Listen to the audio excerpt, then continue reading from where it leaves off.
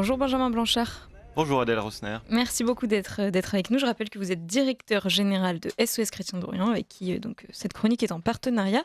Alors je commence par vous poser une question. Depuis une semaine, est-ce que Rome n'est pas en quelque sorte la capitale de l'Orient?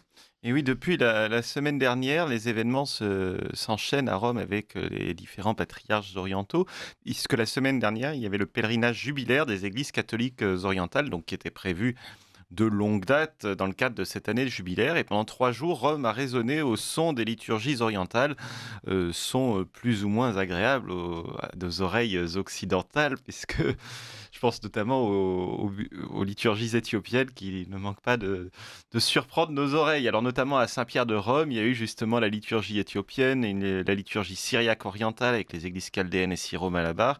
Et puis à Sainte-Marie-Majeure, les liturgies arméniennes, coptes, et puis même des vêpres syriaques occidentales. Donc là, ce sont les églises maronites, syriaques catholiques et syro-malankars. Le pèlerinage a été conclu par le chant de l'hymne acatis byzantin à Saint-Pierre de Rome. Et les catholiques orientaux, justement, ont été reçus à ce moment-là en audience par le pape Léon XIV.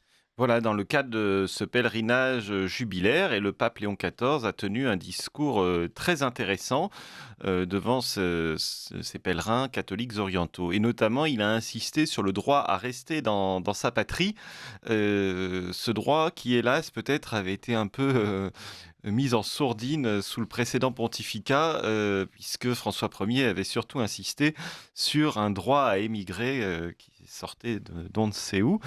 Et donc ça faisait plaisir d'entendre reparler de ces fondamentaux.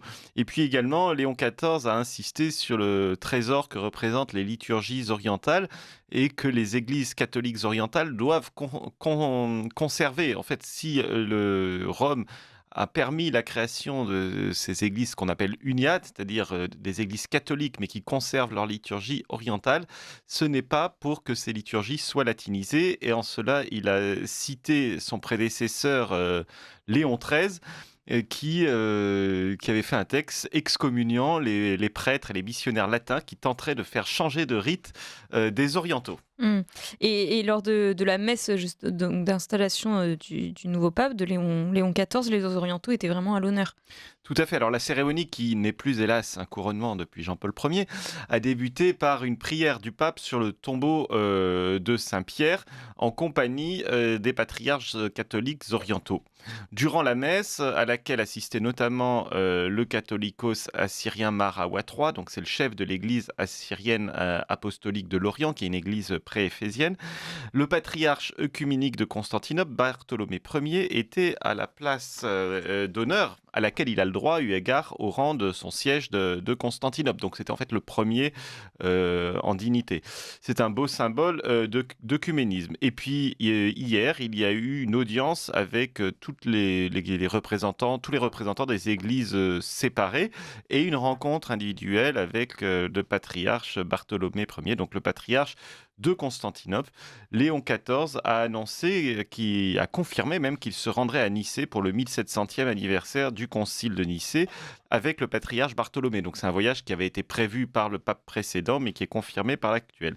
Et puis également, il a déclaré qu'il œuvrerait pour le retour de la pleine communion avec les églises séparées. Dans le même temps, il y avait en Égypte une rencontre entre les chefs de 3 églises non chalcédoniennes, donc c'est-à-dire les églises arméniennes, coptes et syriaques orthodoxes, avec le pape Théodore II des coptes, Ignace Ephrem III des syriaques orthodoxes, et Aram Ier, donc là aussi une rencontre œcuménique où les chefs de ces églises ont prié pour l'unité. Mm. Et comment les chrétiens en Orient reçoivent donc ce nouveau pape? Est-ce qu'ils sont heureux de ce nouveau pape pour l'instant?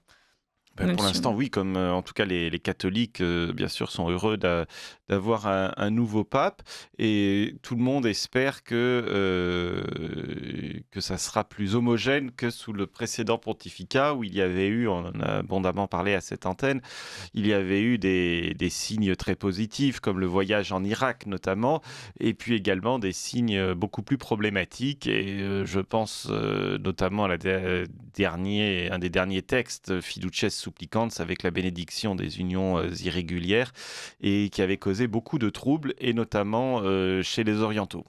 Merci beaucoup Benjamin Blanchard. On vous retrouve la semaine prochaine pour une nouvelle chronique de l'Orient simplifié.